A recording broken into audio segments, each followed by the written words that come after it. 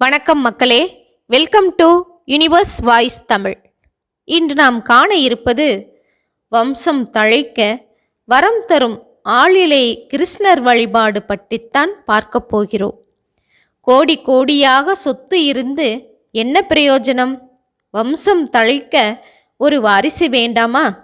இப்படி குழந்தை இல்லாத குறையால் மருகித் தவிக்கும் குடும்பங்கள் நிறைய இருக்கின்றது. பெண்ணும் மாப்பிள்ளையுமாக கை நிறைய சம்பாதிப்பார்கள். ஆனால் அவர்கள் கொஞ்சி மகிழ ஒரு குழந்தை இருக்காது.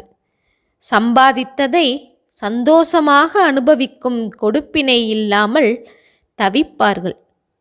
சரி, திக்கற்றவர்க்கு தெய்வம் தானே துணை.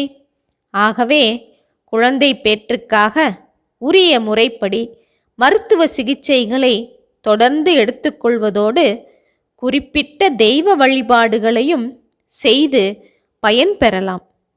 அதேபோல் குழந்தை பேறு தடைப்படுவதற்கு காரணமாக ஜாதக குறைபாடுகள் ஏதேனும் இருந்தால் கூட அதற்கும் தகுந்த பரிகார வழிபாடுகளை நம்பிக்கையுடன் செய்து வந்தால் விரைவில் பிள்ளைக்கனி கிடைக்கும். ஜாதக ரீதியான காரணங்களை தவிர வேறு சில விஷயங்களையும் கவனிக்க வேண்டும் என்கின்றது ஞான நூல்கள். வீட்டில் பித்திருக்கள் வழிபாடுகள் முறையாக நடைபெற வேண்டும். அதாவது அமாவாசை அன்று பித்திருக்களுக்கு சிரார்த்தம் செய்வார்கள். ஆடி அமாவாசை, தை அமாவாசை, புரட்டாசி மாகாளய அமாவாசை, இந்த நாட்களில் எல்லாம் பித்திருக்களுக்கு வழிபாடு செய்து தர்ப்பணம் செய்ய வேண்டும். இவையெல்லாம் சரியாக நடைபெற வேண்டும். கோயில், மடங்கள், குருபீடங்கள் ஆகியவற்றின் நிலங்களை ஆக்கிரமித்து வீடுகள் கட்டப்பட்டிருந்தால் அந்த வீட்டில் உள்ளவர்களுக்கு வாரிசு தடை உண்டாகும். திருமணம் ஆகாமலேயே கன்னி ஒருத்தி இறந்திருந்து அந்த கன்னிக்கு உரிய பூஜை செய்யப்படாமல் இருந்தாலும் வாரிசு தடை உண்டாகும். மேலும் ஊரில் உள்ள அரசமரம், ஆலமரம் மற்றும் உள்ள தல விருட்சங்களை உங்கள் வீட்டு பெரியவர்கள் எவரேனும் வெட்டி இருந்தால் பேரன் பிறக்காத நிலை உருவாகலாம். இதற்கு முறையான விருட்ச பரிகார பூஜை செய்ய வேண்டும். சரி, இனி பிள்ளை பாக்கிய அருளவல்ல எளிமையான கண்ணன் வழிபாடு குறித்து தெரிந்து கொள்வோமா? வம்ச விருத்தி பூஜை எனப்படும் இந்த வழிபாட்டை வீட்டிலேயே எளிய முறையில் செய்ய முடியும். கிருஷ்ண பரமாத்மாவின் அனுக்கிரகம் நிறைந்த அவர் வாசம் செய்கின்ற புன்னை மரத்தை வீட்டில் வளர்ப்பதாலும் அதன் இலையை பூஜை அறையில் வைத்து பூஜிப்பதாலும் குழந்தை பாக்கியம் கிடைக்கும் என்கிறது விருட்ச சாஸ்திரம். சரி, வம்ச விருதி பூஜை அதை எப்படி செய்வது?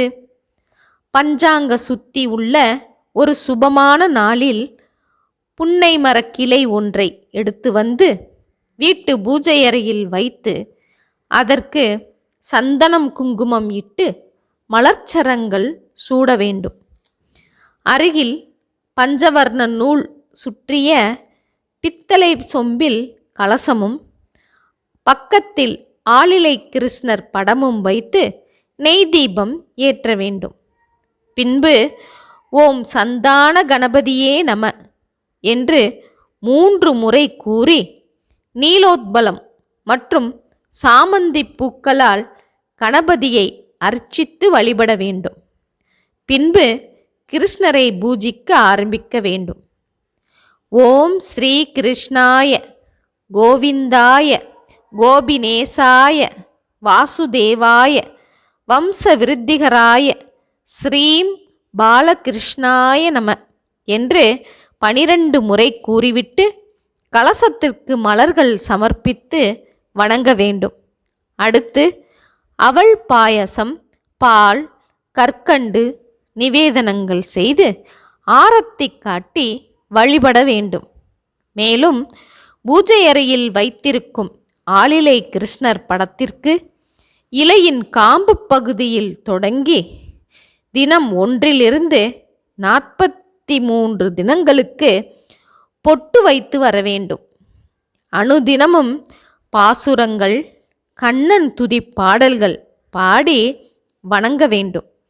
இந்த பூஜையின் பலனால் வீட்டில் விரைவிலேயே குழந்தை அழுகின்ற சத்தம் கேட்கும், அதாவது பிள்ளை பேறு வாய்க்கும் என்று சொல்கின்றனர் பெரியோர்கள்.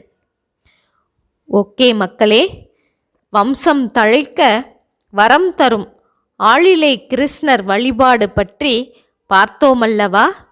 மீண்டும் இது போன்ற செய்தியோடு சந்திப்போம்.